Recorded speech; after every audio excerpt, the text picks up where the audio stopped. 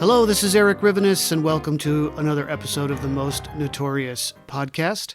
Thanks so much for listening. I appreciate you continuing to stay subscribed during my summer recess. So before I get to the episode, a couple of quick points of business. First, I'm pleased to announce that I'm going to start a second podcast, one focused on my favorite true crime history stories, researched and narrated by me about my home state of Minnesota. Details will be forthcoming, but it will debut in a few weeks. Secondly, to all of my Minneapolis, St. Paul, and surrounding area listeners, an offer you can't refuse. Sales from my book, Dirty Doc Ames and the Scandal That Shook Minneapolis, have slowed some in local bookstores, and I'm hoping we can collectively change that. So here is my deal. Anyone who goes and picks up a copy of my book from any local bookstore here in the Twin Cities, I'm talking Majors and Quinn in Minneapolis, Common Good Books in St. Paul, the Minnesota History Center gift shop, and other local independent bookstores. And by the way, if there aren't any near you, Barnes & Noble is great too. Just take a photo of yourself holding the book you've just purchased outside the store. Email the photo to me at erivenis@yahoo.com. You can do it through my website too, mostnotorious.com. And I can't believe I'm about to say this because I don't know really what kind of response I'm going to get. But I'll personally come to your house and autograph your book on your doorstep. Again, this is in the Twin Cities metro area only. No, I'm not driving up to Fargo, Moorhead, or Duluth, or down to Austin or Rochester. As much as I love those cities, believe me. Oh, and if you have a local book club in the Twin Cities too with 6 or more members, and you want to pick Dirty Doc Ames as your title, I will personally come and hang out with your group for a little while and answer any questions you might have. I look forward to hearing from you, and let's see what happens. So on to the show. I'm pleased to have as my guest today, Paul Hoffman. He's a journalist and an author, and he's here to talk about his book, Murder in Wauwatosa, The Mysterious Death of Buddy Schumacher. Thanks so much for joining me. Well, thanks for having me, Eric. You have a personal connection to this story, don't you? Do you mind telling it how you first heard about this murder and what led you to write a book about it? Sure. Well, Wauwatosa is my hometown. It's just outside of Milwaukee. And we moved into Wauwatosa, I think I was about 5 years old. And a couple years later, we had a couple living next door to us, an older couple. And the lady, I guess today maybe you'd say she had dementia or something. There was something going on there. But so you really weren't ever quite sure exactly, what she was telling you was true or, just where it was all coming from. Well, there were a couple of times where she would see me outside and she'd just kind of walk up to me and say, "The police know what happened to the Schumacher boy." It kind of freaked me out. So I walked away. Then it happened again. She'd say something like, "He was killed down by the river, down by the railroad tracks." And that was all she said to me ever about Schumacher, a death in the Schumacher family. Well, I know my dad had bought the house that I grew up in, the house that I was living at the time, from a Mr. Schumacher. So I figured this was, maybe this lady's talking about some uncle or brother or son or something. I asked my dad if he knew anything about it. He said he had no idea. So it was out of my head for most of the rest of my life up until, about 10 years ago, maybe I started thinking about it a little bit more.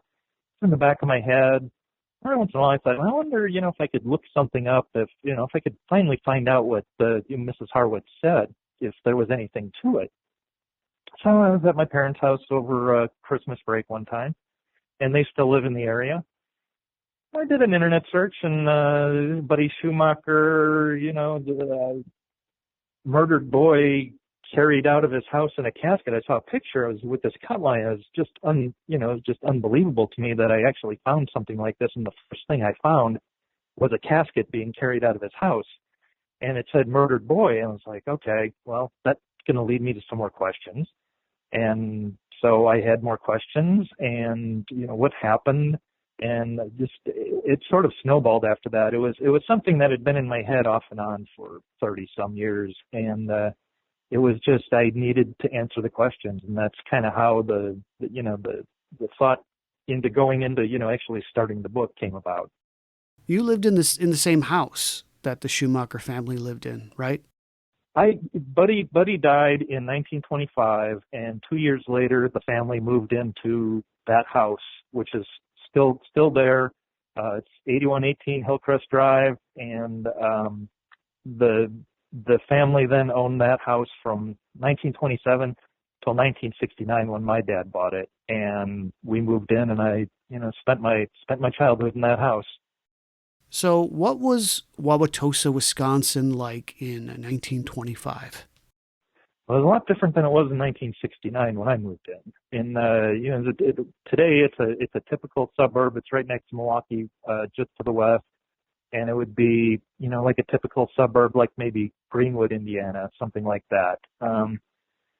Back in 1925, though, there was a lot of area between Wauwatosa and Milwaukee that was undeveloped, so it was considered a little bit farther out back then. And really, it was a small town and fairly safe at the time. Although at the time, the standards for mental health care and all sorts of other things were a lot different than they became later. And you had buildings for the mentally ill, not too far away from the little village area of Wauwatosa, and it was pretty accessible for what they called them back then were hobos and tramps, and basically homeless men who would ride the rails. And right going through this middle village area of Wauwatosa, you did have a railroad going from Milwaukee and heading out west, and so you would get a fair amount of men riding on those. This is kind of toward the end of what they call the golden age of riding the rails and things like that. But there were still plenty of them there. And also, along with the railroad tracks, you also had a river. The Menominee River went right kind of parallel the tracks. Now, along the river banks back then, you had these tall reeds, a lot of tall reeds, thick reeds that were maybe 6 feet tall. Very easy for homeless men to go in there and build camps and not really be seen. So you can say that it's a pretty safe area, but then I'm sure there were parents warning their children, hey, watch out, don't go down by the river, don't go by the railroad tracks, you never know who's going to be around, and things like that. I'd like to ask you about the Schumacher family. How did they find themselves in Wauwatosa? What was the father's occupation? What was their family situation like in 1925? Right. It was kind of odd because the father's side of the family, Arthur Sr., he came from a fairly poor Lutheran family, with teachers and things like that. Now, he ended up getting into watchmaking and things like that. So he got into a trade, and he ended up marrying Florence Armstrong, whose family was pretty well-to-do for the most part. Her father had been a councilman, basically, in the town of Wauwatosa. She had uncles who ran a hardware store in Milwaukee that was a pretty big hardware store and made a lot of money.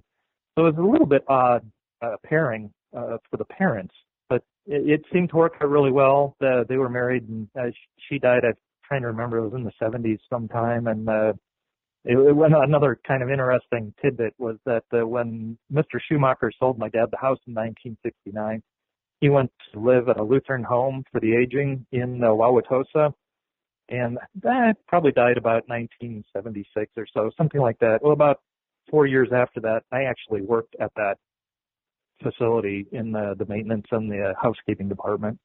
And there was a sister as well, right? Yes, Sister Jeanette.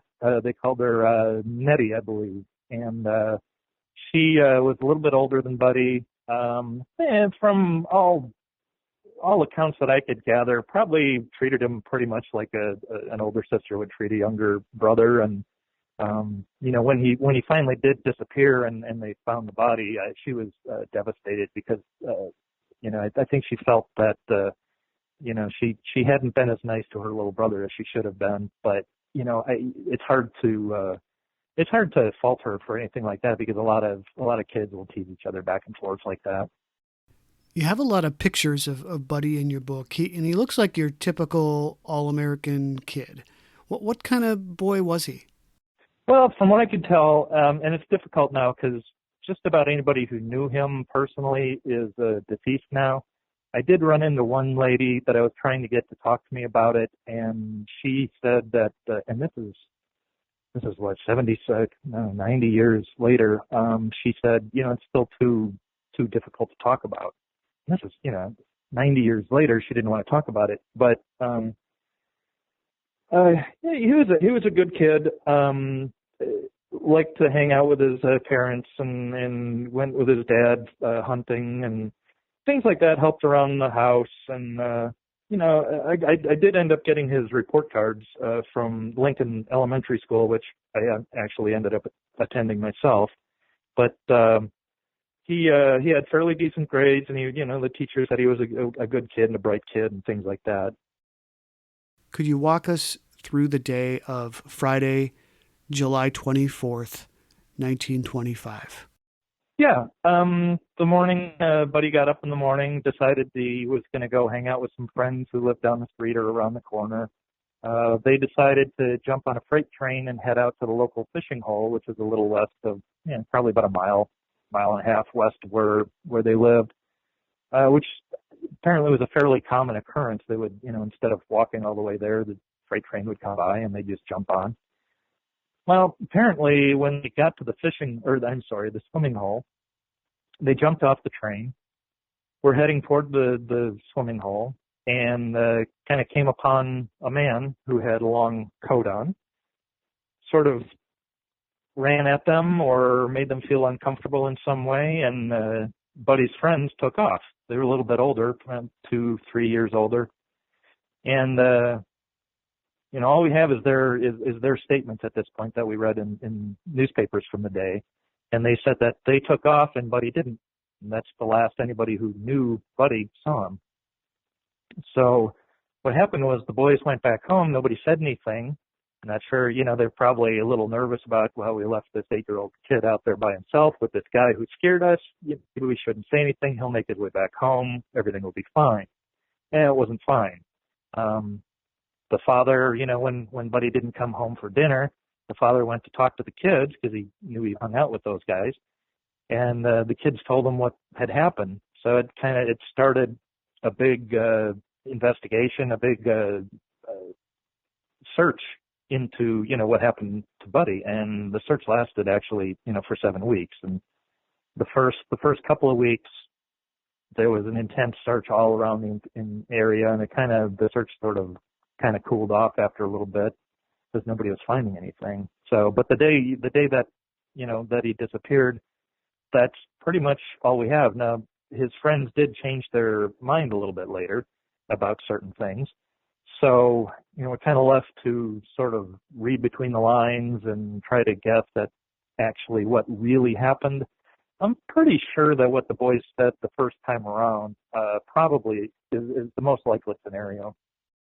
How long did it take for the police to be called? I'd imagine pretty quickly, right? Because the boys knew almost immediately. Yeah, it was either that night or the next morning. I can't remember for sure, but there was there was a Wauwatosa policeman who lived 1 or 2 houses away, and I know he was involved in looking for the boy. And everybody, it seemed, who lived anywhere near, got out and tried to help. They had big troops of Boy Scouts go out and help. But yeah, the police were called really, really soon. I just can't remember if it was that night or the next morning. There were a lot of interviews with witnesses, and the stories weren't consistent with each other, were they? Which made it more difficult for police. Yeah, it's it seemed a lot of people, or at least a few people that I know of, changed their stories of what they saw. And I'm not sure exactly why. You can guess as to the reasons you think, people would change their story. And I mentioned a couple of the reasons people might do that in the book, but I think the investigation took a lot of strange turns, and nobody really knew what was up, partially because people were changing, their minds about what they saw or who they saw Buddy with and things like that. What were the primary differences in the stories? Well, the boys, his friends. Now, at first, they only mentioned 2 boys being with them, and about a day or 2 later, newspaper reports said there were 3. The older brother of one of the other boys, they said, was along. Now, I'm not sure if he really was or not. The boys, after having said, well, we saw this man with Buddy, and the man's name was Edward Vreeland, and he actually was in the Wauwatosa jail or police station for up on a charge of vagrancy at the time that the boys said, yeah, we saw him with our friend.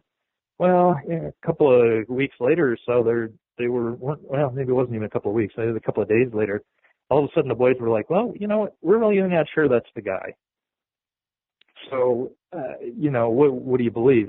What they originally said or what they said later? Did somebody get to him and say, hey, you guys need to change your story, you need to think about something? I'm not sure.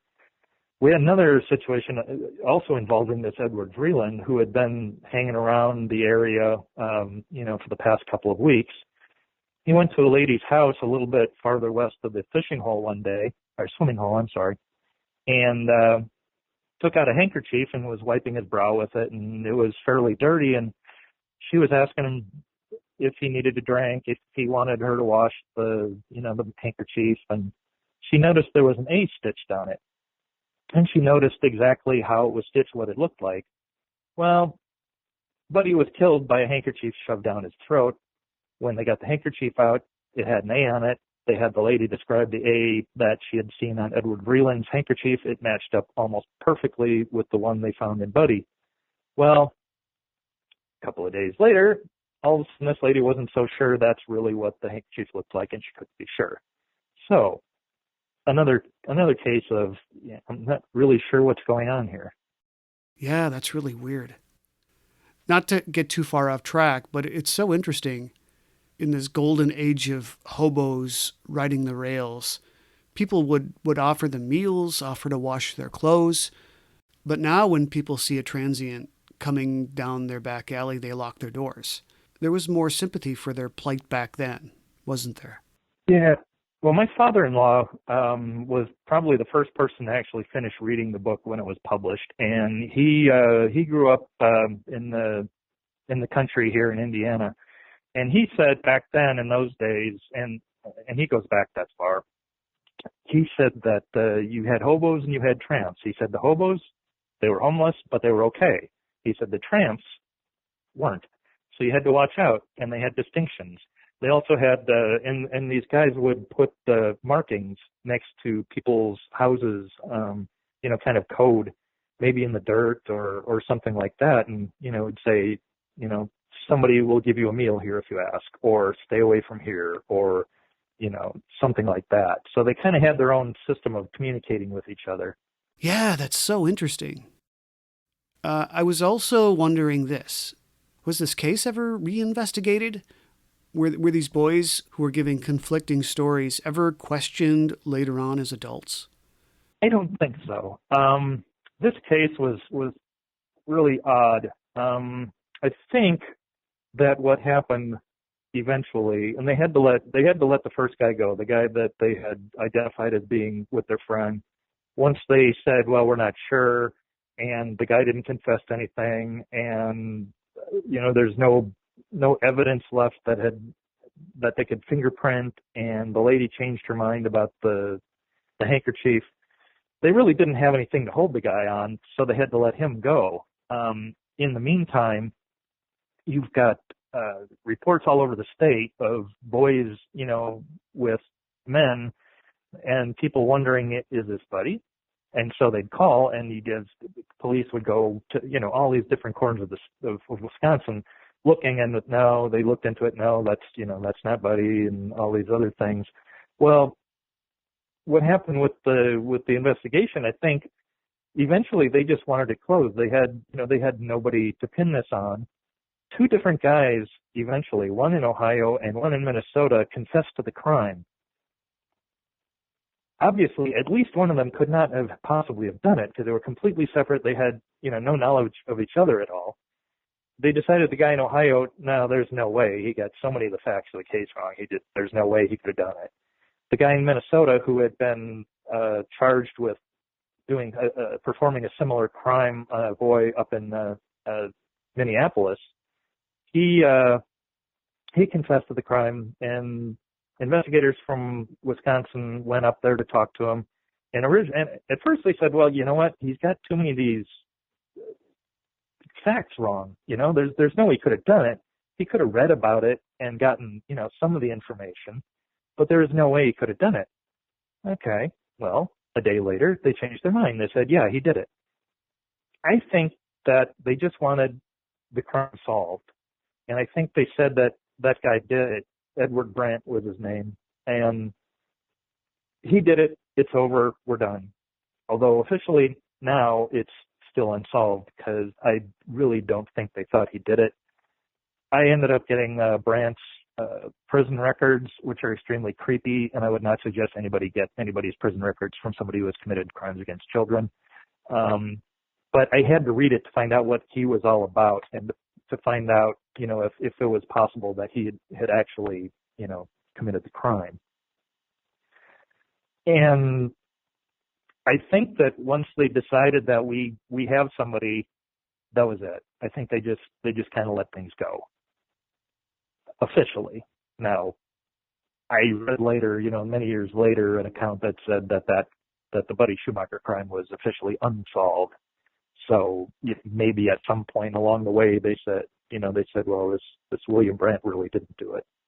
But he was never tried for this crime, right?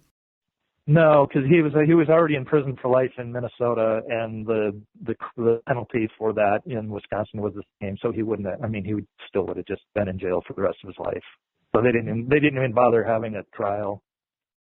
I read a book a few years ago, and I can't recall the title off the top of my head, but it was written in the 1890s by a wealthy young man who decided to go undercover as a hobo. And he wrote about some pretty terrible things that he witnessed or heard about. And a few of these guys, he wrote, would prey on young boys. They would go into a neighborhood and regale them with tales of the open rails and all of the adventures and freedom they could experience. But in reality, they had their own dark motives. And some of these men were pedophiles looking to enslave boys for their own terrible personal use. But others took these boys under their wings for purely business reasons. Hobo showing up on a stoop with a young boy had a far higher chance of scoring a really good meal than by himself. Right. Yeah. You tug at somebody's heartstrings, and it's more likely, and you can do that with a younger boy.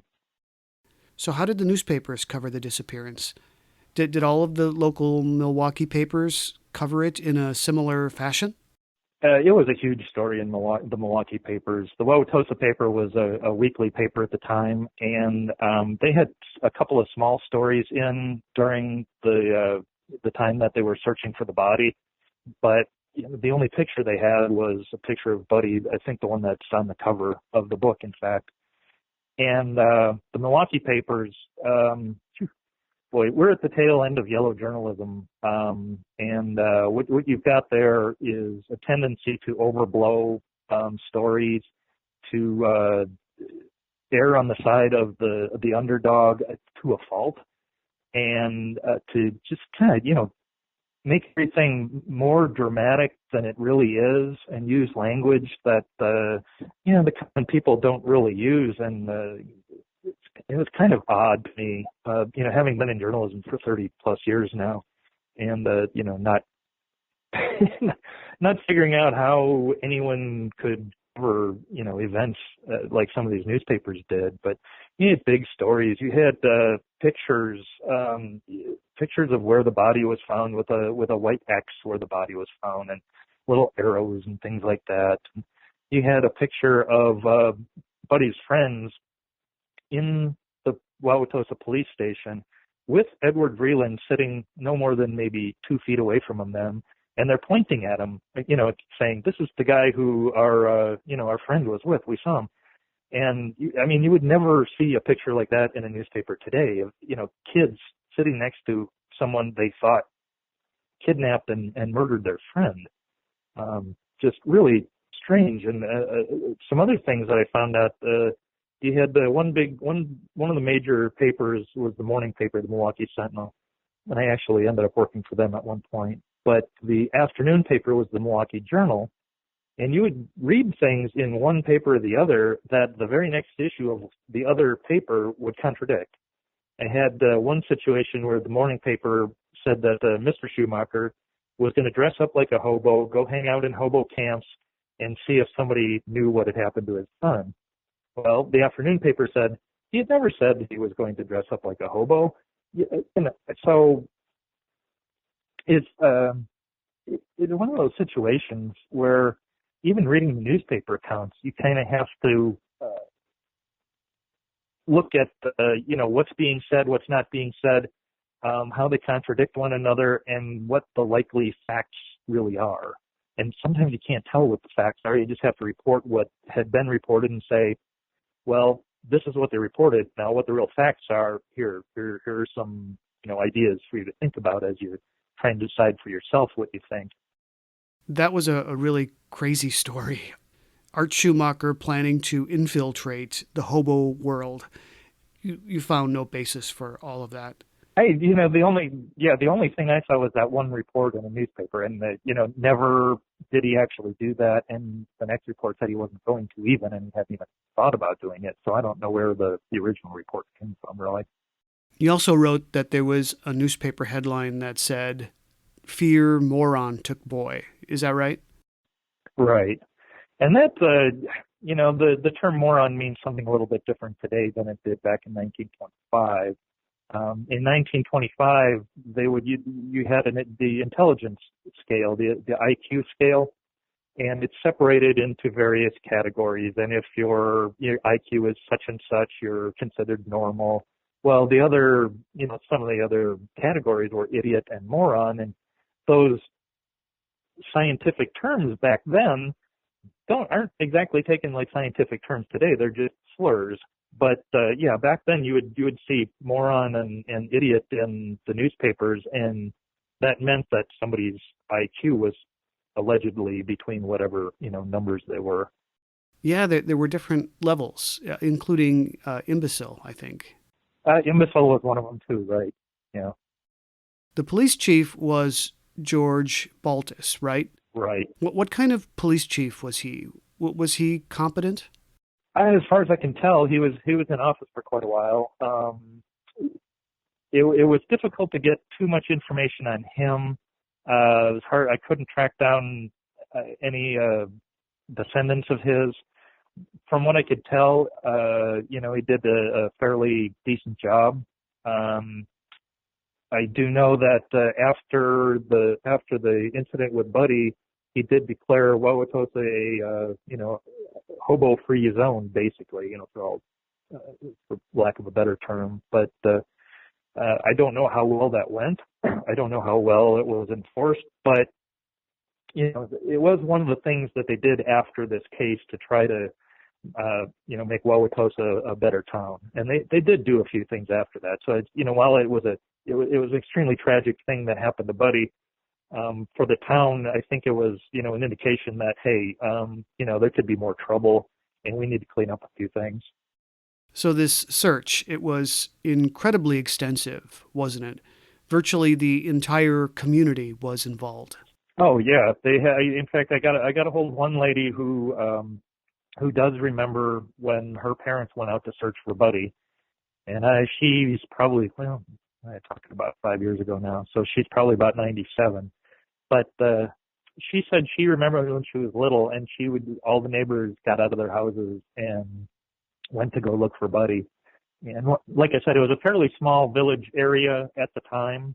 The Wauwatosa expanded up to, it's about 50,000 people maybe today, but back then it was a fairly small, tight-knit community, and practically the entire community, I would find anybody of age who, is physically capable, was going out and walking through those reeds along the river, walking along the railroad tracks, looking in just about any place you could possibly think, along, the area.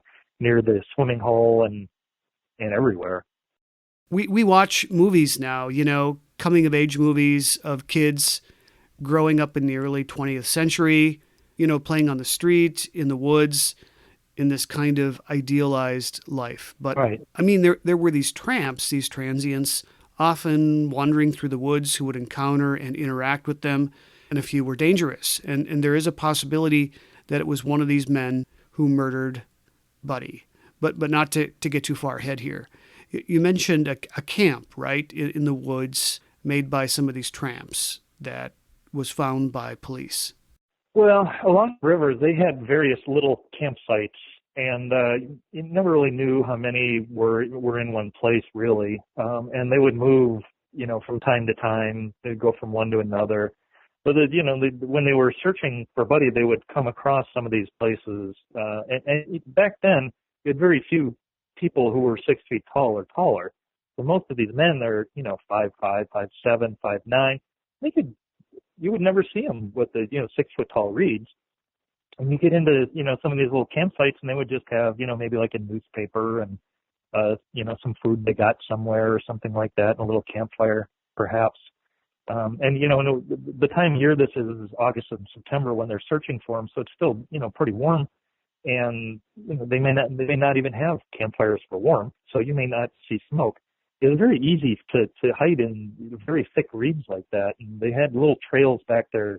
What's really interesting for me, having grown up there, is going back to my childhood, thinking about when I would hang out along the river and in the same areas, having absolutely no idea, what had happened there in 1925. And I would see some of these paths through, the area, which had cut down quite a bit, from these tall reeds, but you still have a lot of brush and trees and such. Well, my wife and I were out there, when we were researching the book, and we were just kind of getting a feel for where all this happened and things like that. We went back, and some kids had built like a lean-to or something, a little campsite with little rocks, like a sidewalk into their kind of like almost like a teepee made of brush sort of thing. And it brought back, these feelings from, oh my gosh, remember what we read in the newspapers about these hobos and being here and having their camps here. So it was kind of a moment where the hair kind of stands up on the back of your neck. And we've had a couple of moments in researching the book and afterwards, after we knew what happened and we'd been back to the area, that it just kind of shook us a little bit. Does the area still look pretty much the same as it did back then? It's not quite as wild as it was. They've built a road that goes up along the river there, Menominee River Parkway, and they've cleared out a lot of the brush from near the river. The old swimming hole, in about the mid-30s, they eventually got a swimming pool built on that area.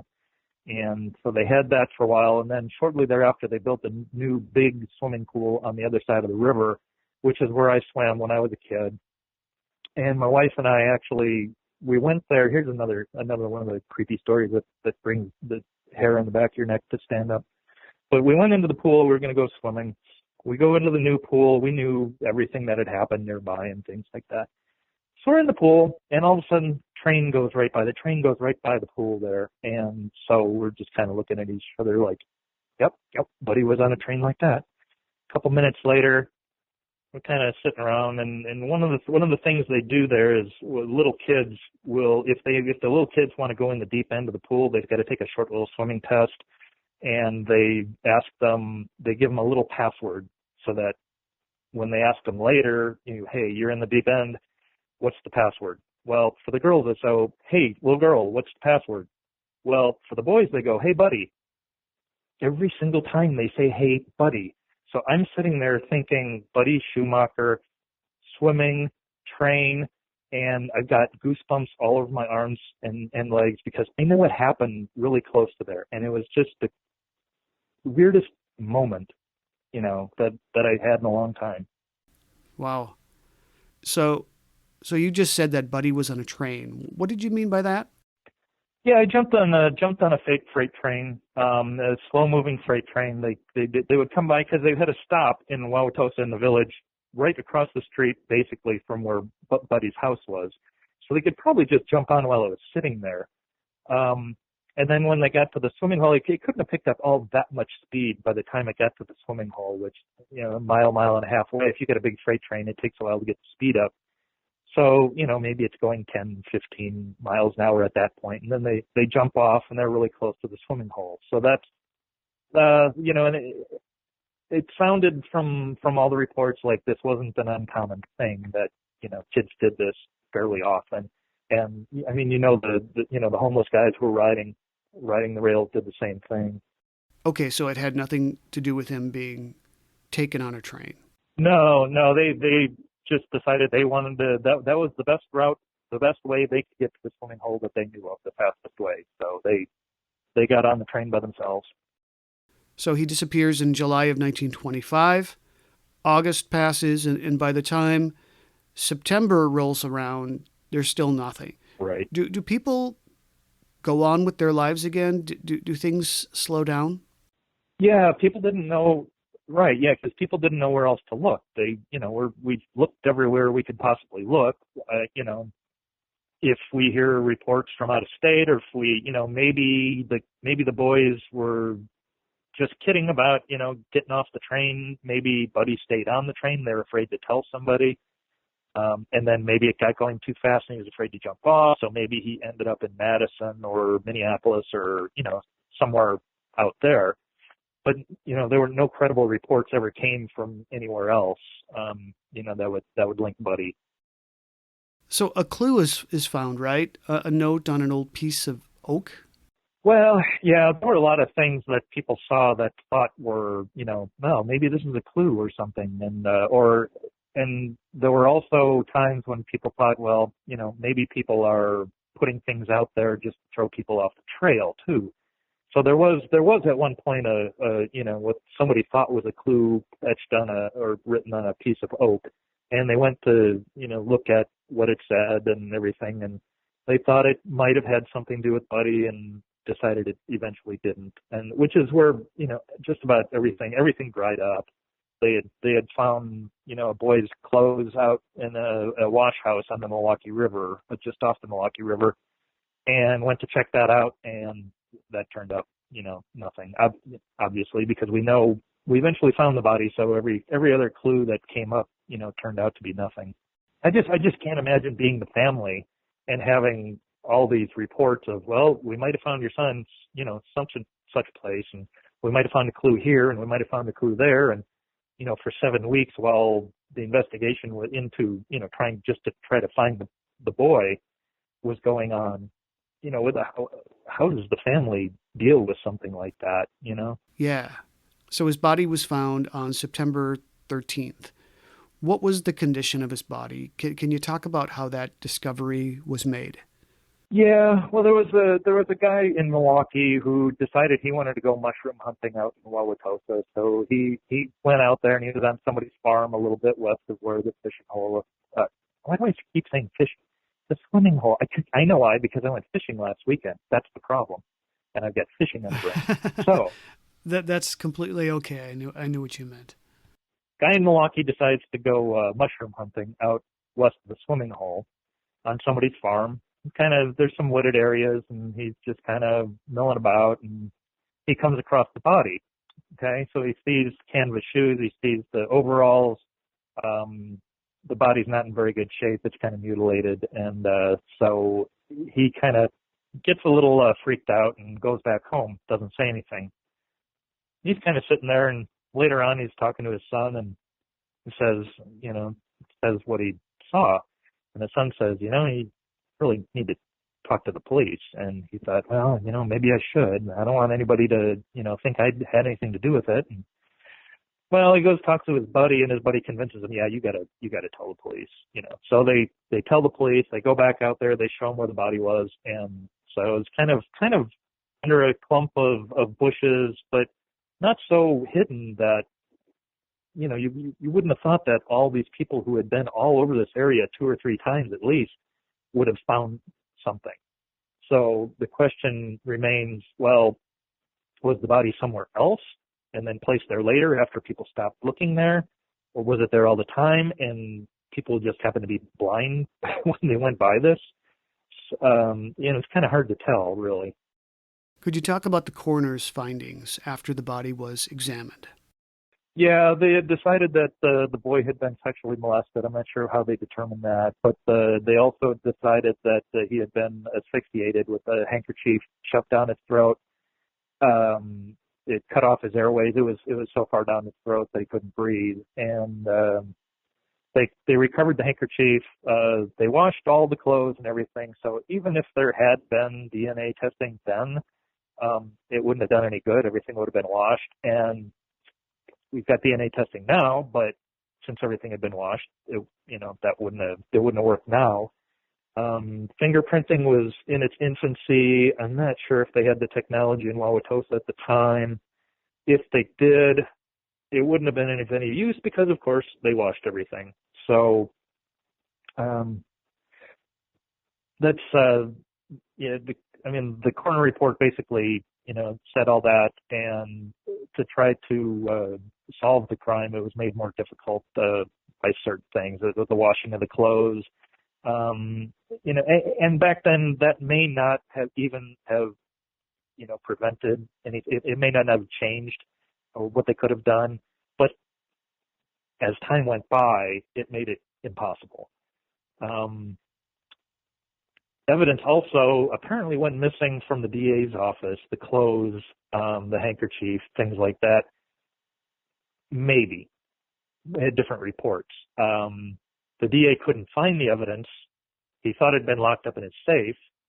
A couple of days later, they found it sitting underneath something else. At least that's what he said. I have no reason not to believe him, but you've got the first murder committed in your town in 30 some odd years, and it's a child, and everybody and their brother is interested in what's happening, and it's being covered really heavily by the Milwaukee media, and the evidence isn't where it's supposed to be.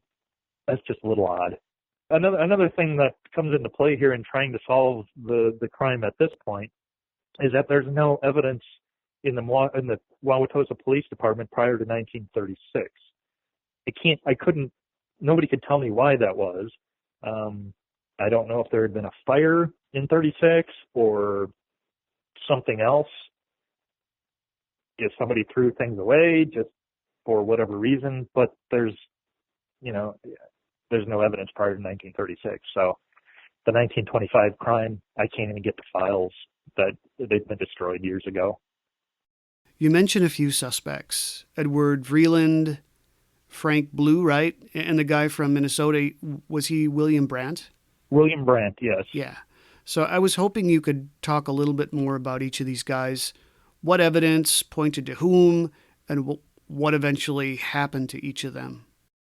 Yeah, well, Frank Blue was an employee with the railroad, and his name just came up once or twice. And I don't think there was too much to his story. I think they pretty much discounted him pretty much from the beginning. I think it was more questioning, and that's it. So he really wasn't too much of a major player. But Edward Vreeland, he was the one that Buddy's friends had pegged Buddy with when he disappeared. What I found out about him is he's originally from Illinois, I believe, and was divorced. At some point got kicked in the head by a horse and wasn't quite all there all the time. He had memory lapses and, he had several different jobs after that.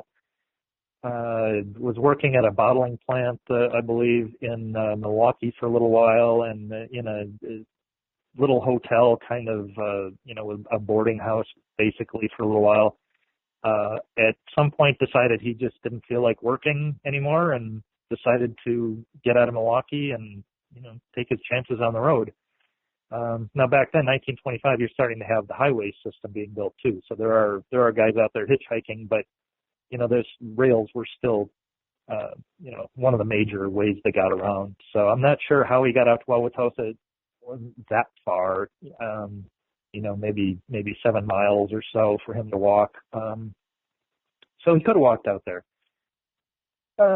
During his time there, he had gotten in trouble for vagrancy and given kids a hard time. Exactly what a hard time meant in 1925, it's kind of open for debate. And read several accounts, and it could have meant various things. One of the things they tried to do, they talked about trying to inject him with a truth serum. They didn't end up doing that, but that was one of the things they had tried to talk about. He said he had some blank spots in his memory recently. He didn't know if he could have committed this crime during one of his blank spots or not. He said he didn't remember it. He couldn't say that he did, but he couldn't say that he didn't. They tried to bring some, like a pastor in to talk to him and get a, maybe we can get a confession, maybe he'll have like a come to Jesus kind of moment and confess to the crime, and that never happened. His brother actually came in and said, you know what, you can't keep him here. You have no evidence against him in this crime, and the vagrancy, you've already kept him here long enough for that. So I'm gonna start legal proceedings against you if you don't let him go. So once the kids changed their mind, once the lady changed her mind about the handkerchief, there was no evidence. They basically had to let him go, and he went with his brother. And I think his brother was in Iowa, and I sort of lost track of him after that. So I'm not really sure what happened to Edward Vreeland really after he left Wauwatosa. I do know that he left with his brother.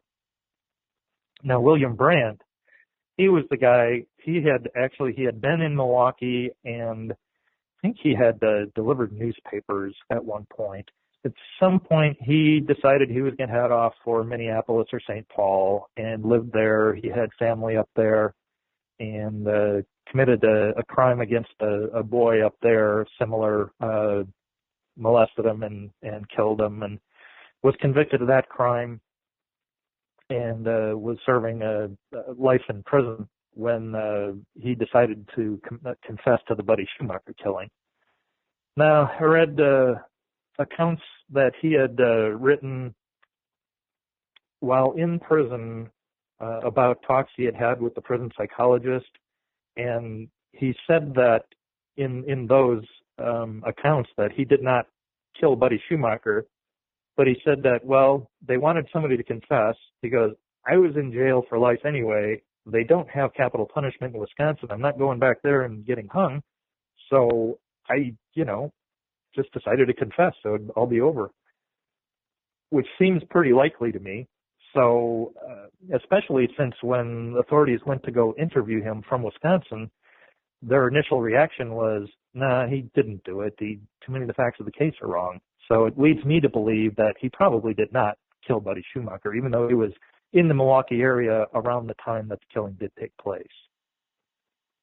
And then William Brandt, eventually, he died in prison, sometime in the 30s, I think, and I believe he's buried at a prison cemetery.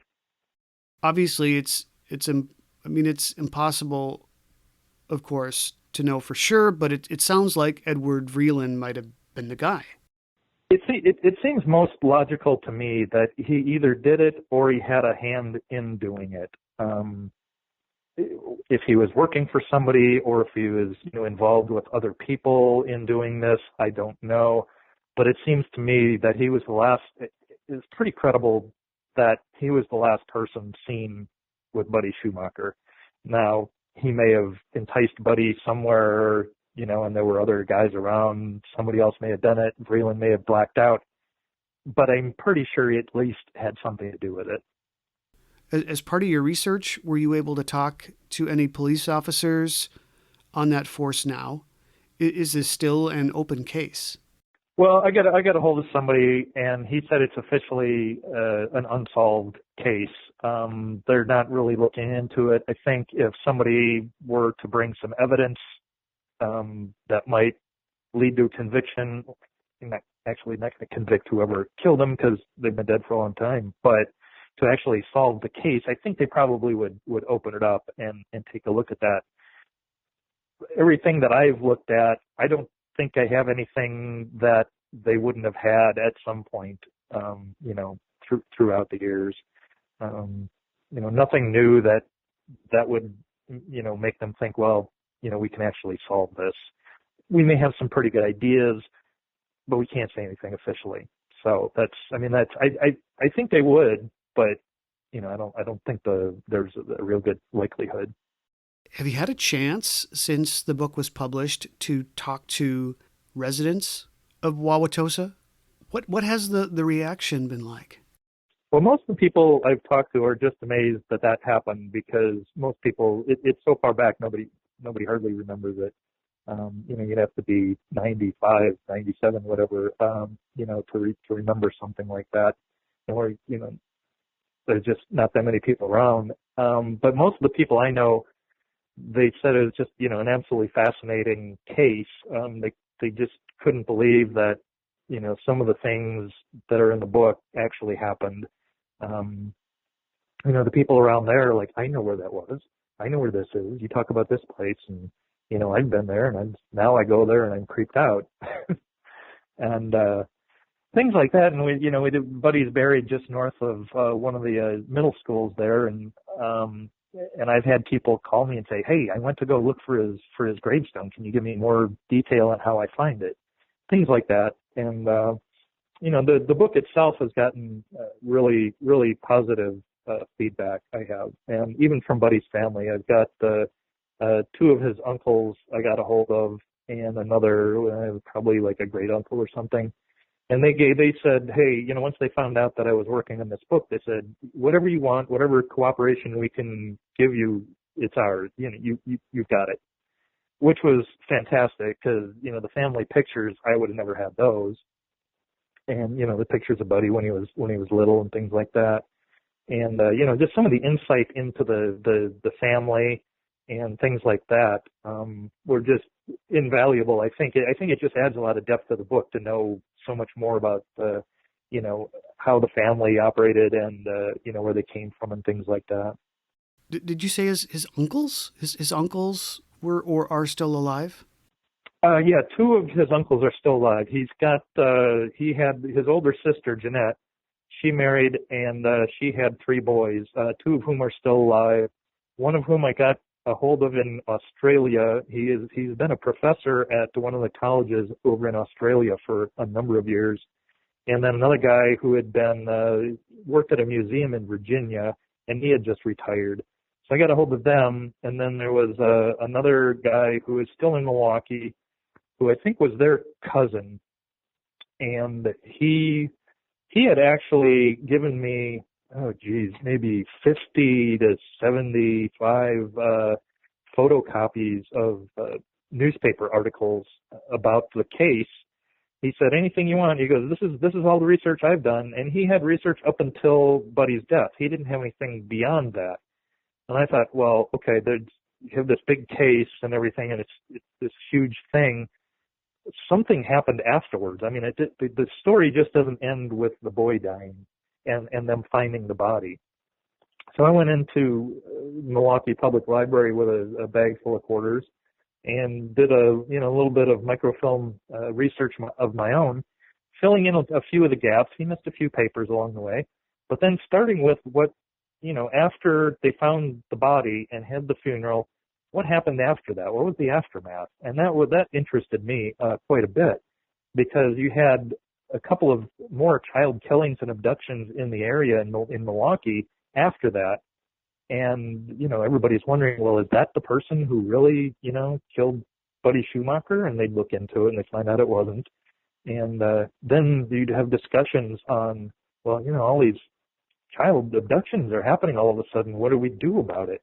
And so there would be big discussions on, how to keep your children safe, and how, if you're a stranger, not to be too friendly toward children, because they could be enticed maybe not by you, but by somebody else. And what do we do about the mental health problem? We've got all these people out on the west side of Wauwatosa that we have these hospitals for. A lot of them are just kind of allowed to roam free during the day. We're not, maybe they go into town, maybe they go to the swimming hole. That's probably not a good idea. Are we treating these people properly? Because some of them are going to be going back into society.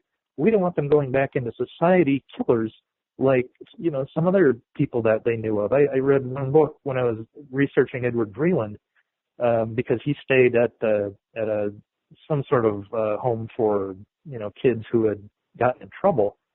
Somebody else had been there a couple of years before and ended up being one of the worst mass killers in at the end of the 1800s that the country has ever known. So there was a lot of discussion at that time following Buddy's case. What do we do? What is the best way to go about doing these things? Do we put these people in these places and make them stay there for life?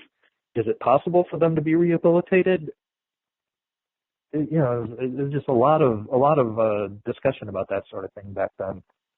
Who was that killer? One of the most famous killers? Oh, I knew you were going to ask me that. What's his name? Karl Panzram, possibly? Yes, that's it. I was thinking it had a Z in it. It was not coming to me right away. But yeah, he was, he's a pretty nasty man. He had suffered a lot of abuse while he was in, I think it was the Red Wing facility up in Minnesota. Yep. And, Red Wing Reformatory, yep. Right. And he said when he got out, he was going to create as much havoc and destroy as many lives as he possibly could, and he did. And I just wanted to clarify, too, I think you meant to say nephews, not uncles, right? You're right. Yes. Nephews. Yes. Okay. I just wanted to make sure. Yes, his sister's boys would be his nephews. Sorry, thank you. Yeah, no problem. So where should we direct people who want to learn more about this murder and would like to buy your book? Right. I've got a website, paulhoffmanauthor.com. I'm also on Instagram and Facebook and Twitter. It's pretty easy to find me there. And you can get the book pretty much anywhere. It is traditionally published by the History Press, and it's my first of two books. So you can go to Amazon, you can go to the History Press website, you can go to your local bookstore. Please, first, go to your local bookstore first. Absolutely. If you can't get it there, go online. I always suggest people get it from their local bookstore. You can't get the ebook version from your local bookstore, and it is available on ebook too. I too always try to get a real copy of a book first, but sometimes an ebook is convenient. Yeah, and you can still get them directly from me if you go through my website and send me an email. I still have probably about 50 in my basement, so supply is starting to run out finally. You might even be willing to autograph it, I'll bet. I've done quite a few of those, so yeah, I've got no problem autographing them. Well, perfect. Thank you for your time. Well, thank you, Eric. It's been a pleasure. Again, this has been Paul Hoffman, author of Murder in Wauwatosa, The Mysterious Death of Buddy Schumacher. This has been another episode of the Most Notorious Podcast, broadcasting to every dark and cobwebbed corner of the world. I'm Eric Rivenis, and have a safe tomorrow.